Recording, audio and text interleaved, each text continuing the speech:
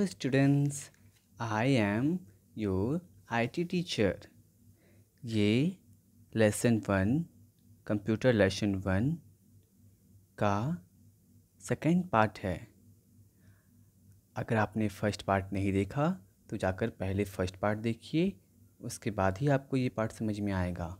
Okay, तो इस lesson का नाम क्या है? Evolution of computer.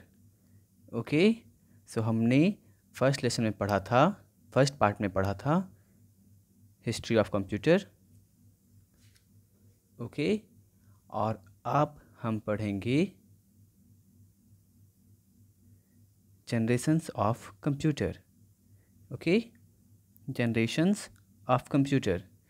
The modern age of computer started with ENIAC। हमने ENIAC यूनियाक के बारे में जाना था, UNI VAC के बारे में जाना था प्रीवियस क्लास में। ओके, देखिए यहाँ पर इसके बारे में हमने जाना था, तो प्रीवियस वीडियो में आपको याद होगा। और अब हम जानेंगे जनरेशन ऑफ कंप्यूटर के बारे में। तो the modern age of computer started with ENIAC। जो मॉडर्न एज कंप्यूटर है वो किससे स्टार्ट होती है? ENIAC के साथ में। The development of computer can be divided into various generations based on the technology used in them.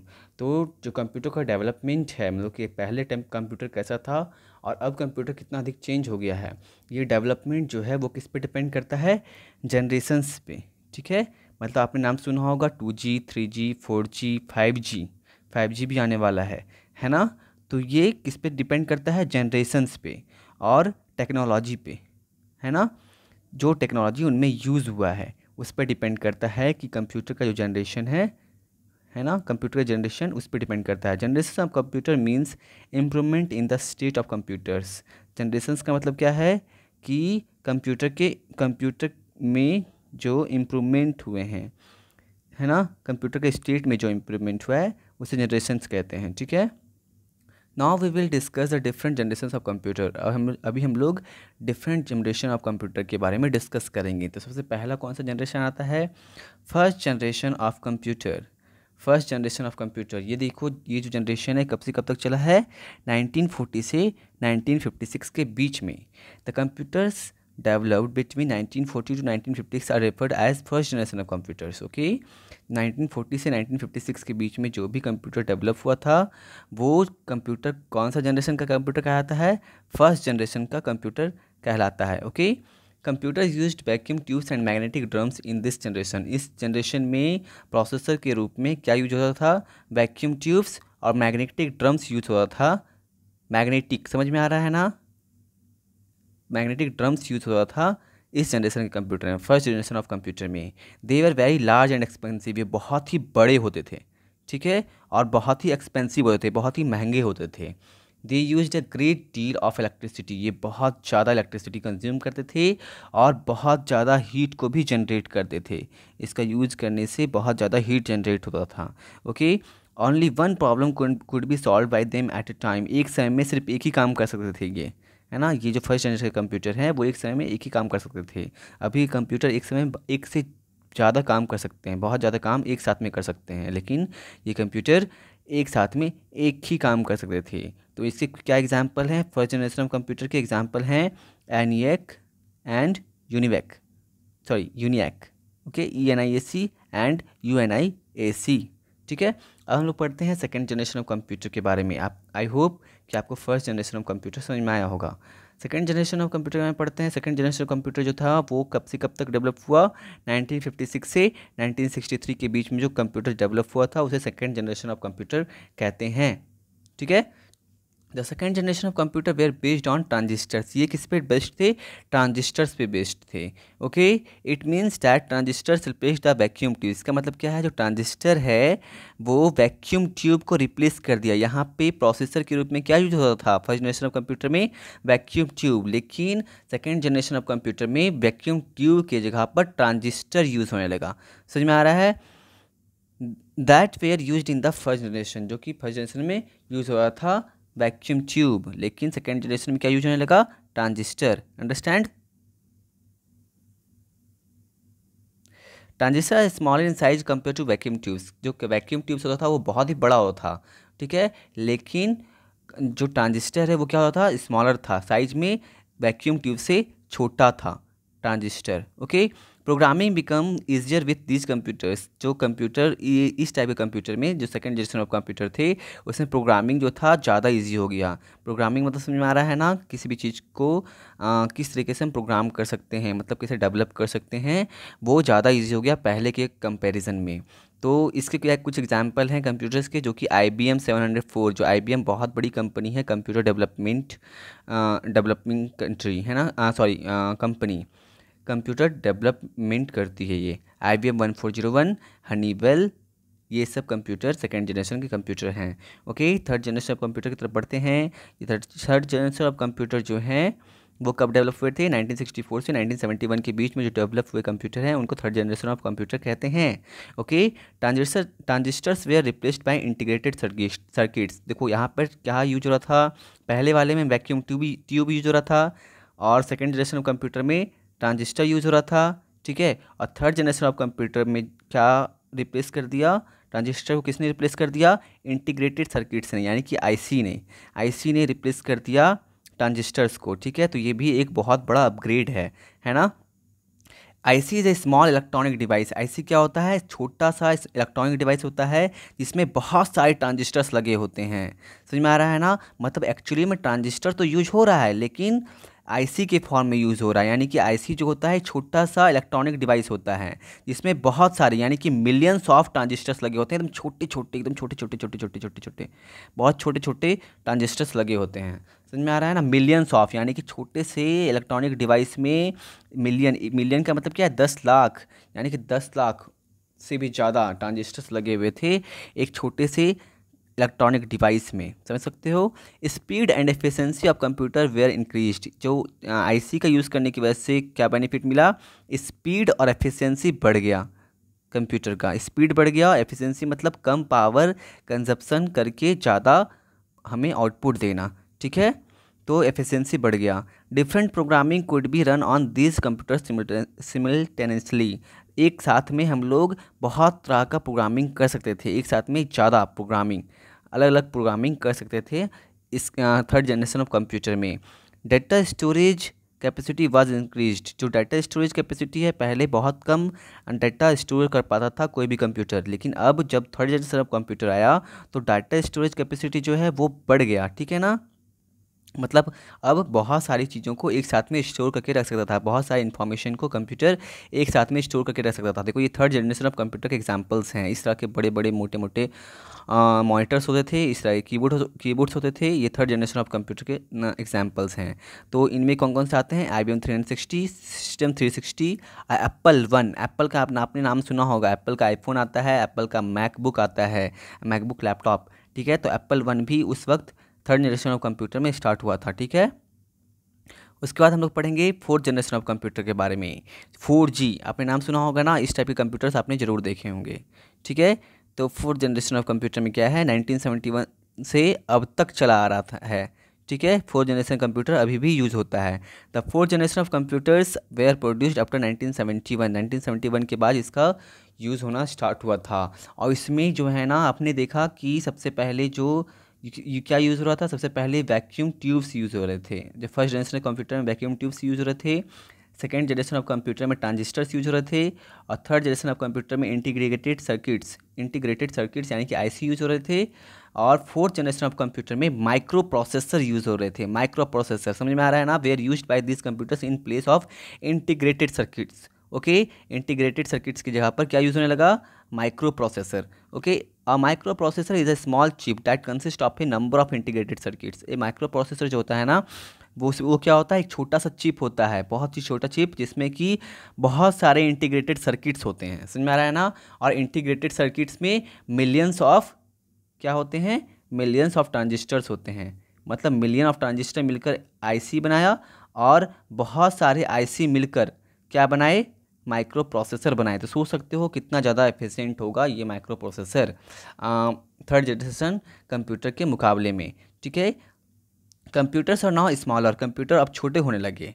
पहले बहुत बड़े बड़े कंप्यूटर होते थे, अब कंप्यूटर क्या होने लगे? छोटे होने लगे। फास्टर ज़्यादा फास्ट होने लगे एंड हैव लार्ज मेमोरी, और इनमें बहुत ज़्यादा मेमोरी आने लगा, ठीक है, पहले के मुकाबले। To share information this can be linked with networks like internet. किसी भी इन्फॉर्मेशन को हम शेयर करना चाहते हैं अपने फ्रेंड के साथ में, या फिर कलीग के साथ में, या फिर कोवर्कर के साथ में, तो हम अपने कंप्यूटर को लिंक कर सकते थे नेटवर्क के साथ में, यानी कि इंटरनेट के साथ में लिंक करके शेयर कर सकते थे, जैसे कि ईमेल वगैरह का यूज़ करके यहाँ पर ही हम ईमेल कर सकते थे, ठीक है, और शेयर कर सकते थे अपने इन्फॉर्मेशंस को। This computers can run many programs at a time. ये कंप्यूटर एक साथ में बहुत सारे प्रोग्राम्स को रन कर सकता है, ठीक है। पर्सनल कंप्यूटर, वर्क स्टेशन इसी एग्जाम्पल है इसका। वर्क स्टेशन जानते हो ना आप, है ना, पर्सनल कंप्यूटर जो आपके घर पे होता है, ठीक है, डेस्कटॉप वगैरह, वो पर्सनल कंप्यूटर के अंदर आता है, और वर्क स्टेशंस इसके एग्जांपल्स हैं। अब आता है सबसे एडवांस जो है 5th जनरेशन ऑफ कंप्यूटर। ये सबसे ज़्यादा एडवांस कंप्यूटर जनरेशन है, okay. 5th generation computers are based on artificial intelligence. Artificial intelligence मतलब समझ रहे हो ना, आर्टिफिशियल इंटेलिजेंस मतलब यहाँ पर इंसान के बिना भी काम हो सकता है। यहाँ पर एक ऐसा इंटेलिजेंस है जो कि आर्टिफिशियल है। आर्टिफिशियल मतलब मैन मेड, एक ऐसा इंटेलिजेंस जो मैन मेड है। हमारा जो इंटेलिजेंस है वो मैन मेड नहीं है एक्चुअली, है ना, लेकिन ये जो 5th जनरेशन ऑफ कंप्यूटर है ये आर्टिफिशियल इंटेलिजेंस है, यानी कि रोबोट्स वगैरह जो है ना, वो आर्टिफिशियल इंटेलिजेंस यानी कि इस पे ही काम करते हैं। आपने नाम सुना होगा एआई। जो आपका मोबाइल कैमरा होता है उसमें भी एआई टेक्नोलॉजी होता है, और भी बहुत जगह एआई टेक्नोलॉजी होता है, ठीक है। These computer are still in advance stage. ये कंप्यूटर अभी भी एडवांस स्टेज में है, ठीक है, ये बहुत ही एडवांस है। These computers are generally refer to as supercomputer. ये कंप्यूटर जनरली किससे रेफर किया जाता है? सुपर कंप्यूटर के नाम से। दे आर वेरी पावरफुल, ये बहुत ही पावरफुल होते हैं। They will use the artificial intelligence, ये एआई का यूज़ करता है। It denotes that they would think. इस ये आर्टिफिशियल इंटेलिजेंस का मतलब क्या है कि कंप्यूटर खुद से सोच सकता है, ठीक है ना। 5th जनरेशन कंप्यूटर में इस तरह का कंप्यूटर बना जो खुद से सोच सकता है ना।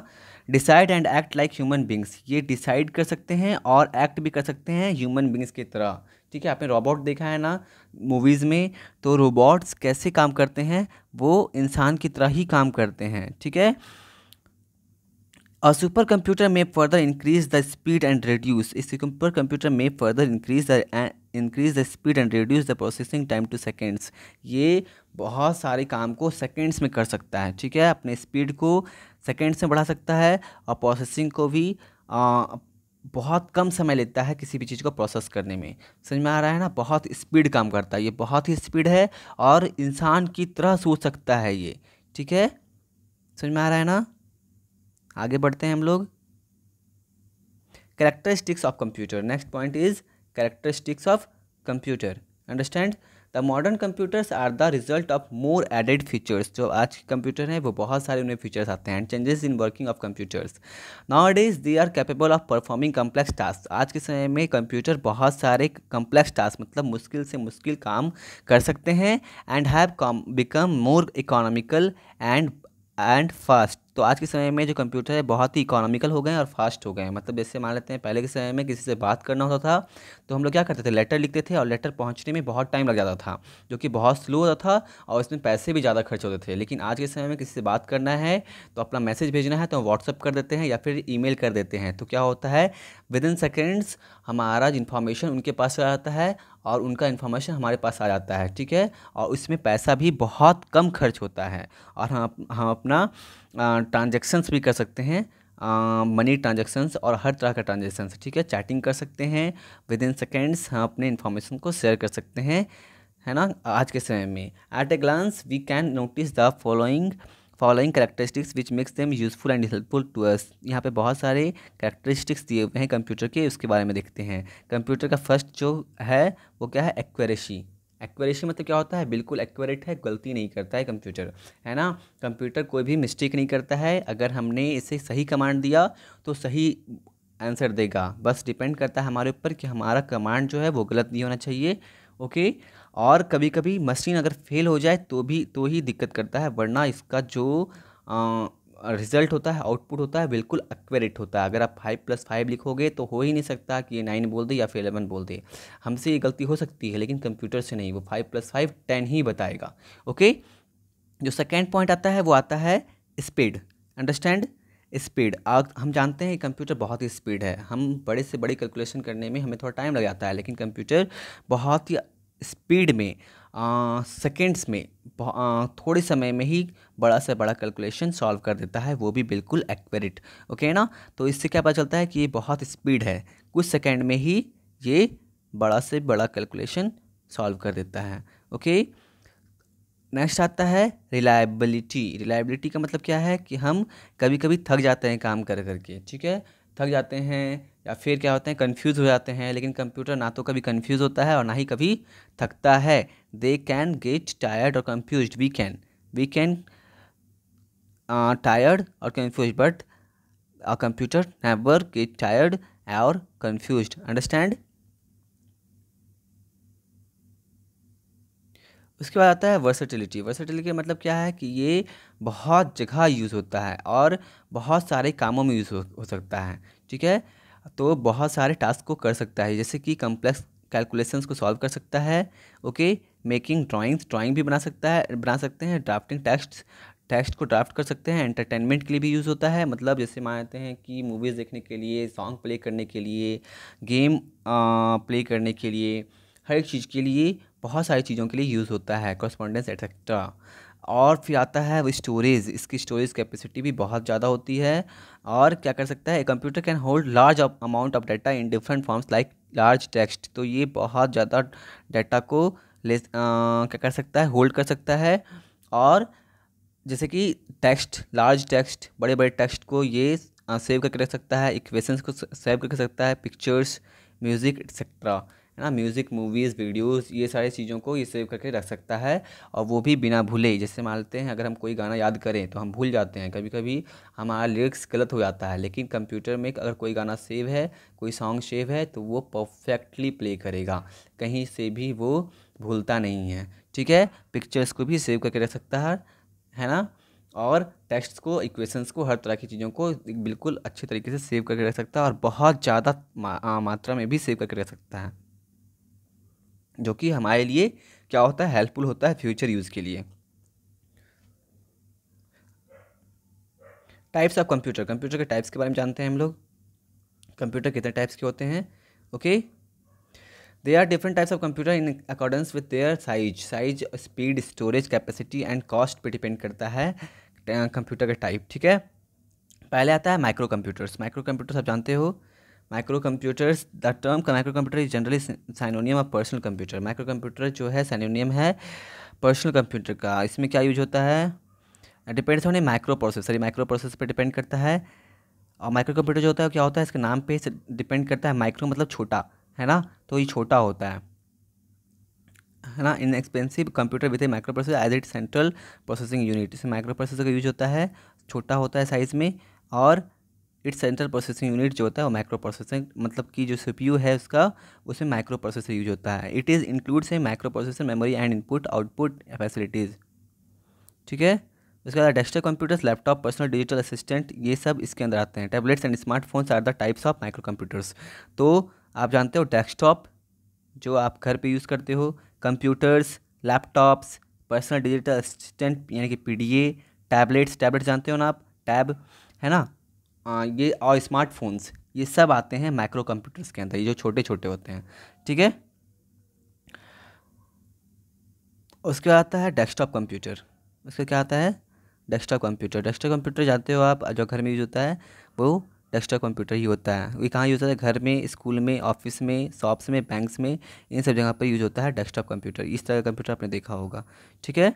उसके बाद आता है लैपटॉप कंप्यूटर्स। लैपटॉप के बारे में आप अच्छे से जानते हो, लैपटॉप बस डेस्कटॉप कंप्यूटर जैसा ही होता है, लेकिन ये इसमें क्या लगता है, यूज़ होता है, बैटरी यूज़ होता है, ये हल्का होता है, और सारी चीज़ें इसमें ही अटैच होती हैं, यानी कि कीबोर्ड, माउस, ठीक है, मॉनिटर, सारी चीज़ें, स्पीकर वगैरह सब इसमें ही अटैच होती है, और इससे ये हल्का भी होता है डेस्कटॉप कंप्यूटर के कंपैरिजन में, और इसको हम कहीं भी ले जा सकते हैं, ट्रैवल करते वक्त अपने साथ बैग वगैरह में डालकर साथ ले जा सकते हैं, ठीक है। उसके बाद क्या आता है, handheld computers, this computers have limited functions and small size, ये छोटा साइज का होता है, इसमें फंक्शन लिमिटेड होते हैं, ये बहुत सारे काम नहीं कर सकता, ये थोड़ा मोड़ा काम ही कर सकता है, ठीक है। जैसे स्वाइप मशीन वगैरह आपने देखा होगा। It could be kept even in your pocket, ये आप अपने पॉकेट में भी रख सकते हो। They are the smallest computer और आल्सो कॉल्ड PDAs, इसे PDAs भी कहते हैं, यानी कि पर्सनल डिजिटल असिस्टेंट, ओके। तो यहाँ पर स्वाइप मशीन वगैरह इसके अंदर आता है। मिनी कंप्यूटर्स, यहाँ पर देखो एग्जांपल है मिनी कंप्यूटर्स का। This computers are bigger in size than microcomputers, ये माइक्रो कंप्यूटर से साइज में बड़ा होता है। It serve a quality that many users can operate it at the same time, या इसमें ऐसा क्वालिटी होता है कि बहुत सारे यूज़र इसे ऑपरेट कर सकते हैं सेम टाइम पे, एक ही टाइम पर। They have higher processing speed and are comparatively more costly than microcomputers, ये माइक्रो कंप्यूटर से ज़्यादा कॉस्टली होता है क्योंकि इसका इस प्रोसेसिंग स्पीड ज़्यादा होता है माइक्रो कंप्यूटर से, ठीक है। They are used in banks, इसका कहाँ यूज होता है, बैंक में, यूनिवर्सिटीज़ में एंड बिग ऑर्गेनाइजेशंस में, ठीक है। इट में also called a mid range computer, इसे मिड रेंज कंप्यूटर भी कहते हैं, ठीक है। उसके बाद आता है मेन फ्रेम कंप्यूटर्स, ये बहुत बड़ा कंप्यूटर होता है, ठीक है। मेन फ्रेम कंप्यूटर्स, ये देखो इस टाइप का कंप्यूटर भी होता है।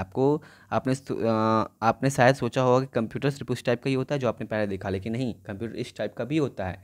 ये बहुत बड़ी कंप्यूटर्स होते हैं, इनका प्रोसेसिंग बहुत ज़्यादा होता है, ठीक है।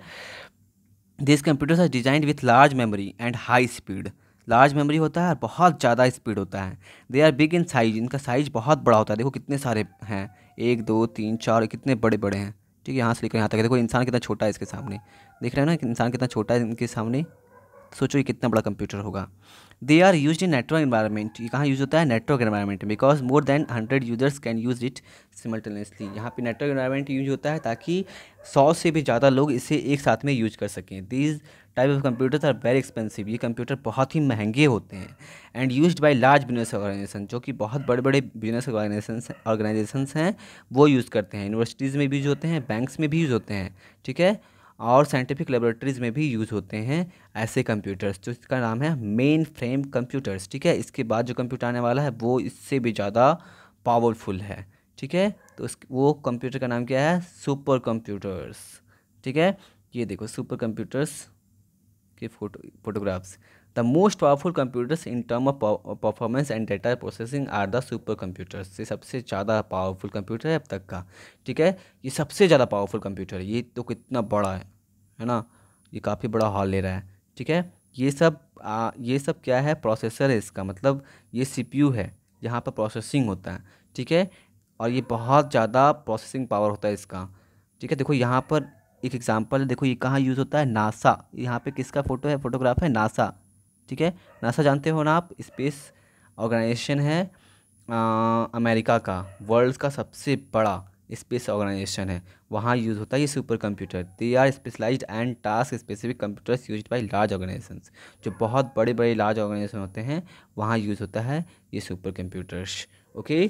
सो स्टूडेंट्स, आज की क्लास में इतना ही, आपका ये लेसन 1 ख़त्म हुआ। पार्ट 1 आप ज़रूर देख लेना, उसके बाद ही ये पार्ट देखना, तो आपको समझ में आएगा। और आप जो इस सब्जेक्ट से, इस लेसन से रिलेटेड एक्सरसाइजेस हैं उनको कंप्लीट करना। So thank you very much. अगर आपको कुछ समझ में नहीं आया हो तो आप मुझसे पूछ सकते हैं व्हाट्सएप ग्रुप में। Okay bye.